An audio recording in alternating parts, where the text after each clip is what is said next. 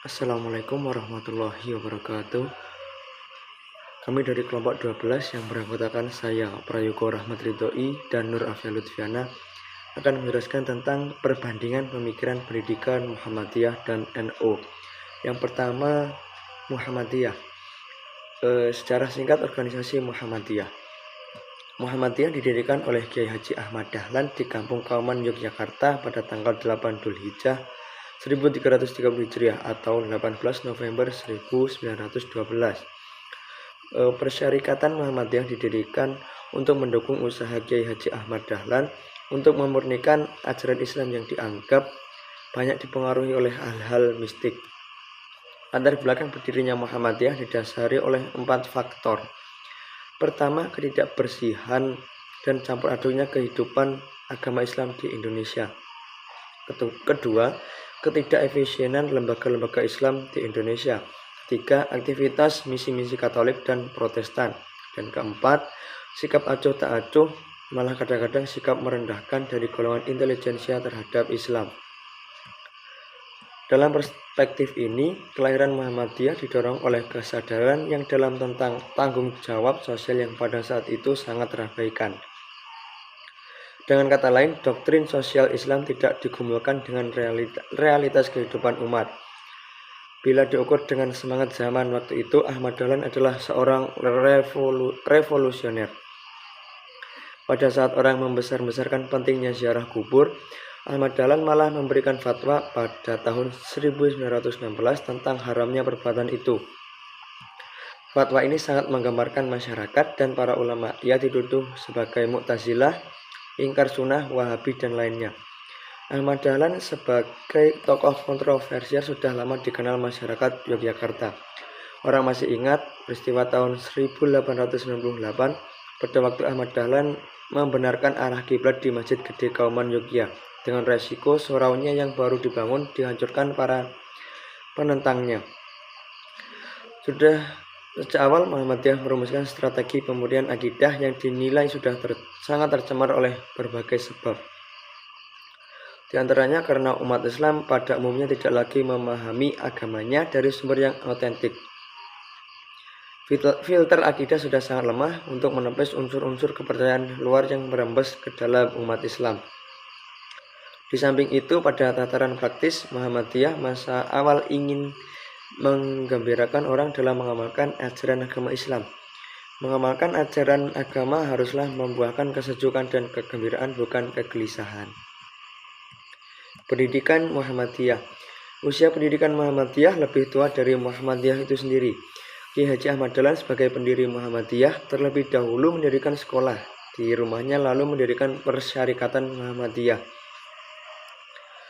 Bukan hal yang berlebihan bahwa berdirinya Persyarikatan Muhammadiyah adalah untuk menjamin keberlangsungan pendidikan Muhammadiyah itu sendiri.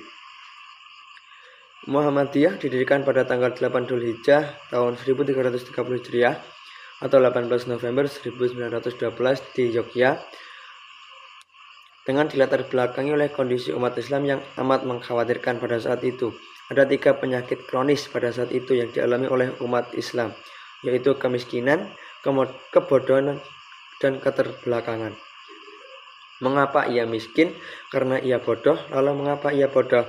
Karena ia terbelakang. Hal ini merupakan lingkaran yang tak berujung dan bertepi serta tak terputus. Satu-satunya upaya yang dilakukan untuk memutus lingkaran tersebut adalah dengan mencerdaskan umat. Mencerdaskan umat hanya dapat dilakukan dengan pendidikan. Dengan pendidikan, maka wawasan umat akan bertambah luas dan mendalam sehingga dapat memahami ajaran Islam secara utuh dan tidak tercampur baur dengan takhayul, bid'ah, dan khurafat. Hal ini jugalah yang dimanfaatkan oleh penjajah Belanda dan Jepang ketika menancapkan kekuasaan penjajahannya di bumi pertiwi. Kondisi umat tersebut dijawab oleh Kiai Haji Ahmad Dahlan dengan mendirikan sekolah sebelum mendirikan organisasi Muhammadiyah. Pada tahun 1911, Kiai Haji Ahmad Dahlan mendirikan sekolah dengan 10 orang murid. Ilmu umum diajarkan oleh seorang guru pemerintah yang bersedia membantu, sedangkan ilmu agama ia ajarkan sendiri oleh beliau. Setahun kemudian Muhammadiyah berdiri untuk memberikan kontribusi mencerdaskan kehidupan bangsa. Organisasi Muhammadiyah bersifat inklusif dan progresif karena berdiri untuk menyerukan pentingnya kembali kepada Al-Quran dan Sunnah sebagai usaha untuk mengatasi perbuatan yang penuh dengan takhayul, bid'ah, dan khurafat dengan tidak mendasarkan dirinya pada mazhab atau pemikiran tertentu. Perjalanan Muhammadiyah yang inklusif dan progresif ini yang memudahkan Muhammadiyah melakukan pembaharuan di segala aspek kehidupan, terutama bidang pendidikan. Gerakan pembaruan Muhammadiyah dalam bidang pendidikan yang menggunakan pola pendidikan secara nasional memberikan gambaran yang utuh sebagai organisasi yang inklusif dan progresif dengan tidak melupakan maksud dan tujuan serta identitasnya dalam pelaksanaan pendidikan Muhammadiyah. Yang kedua yaitu pendidikan dalam perspektif Nahdlatul Ulama.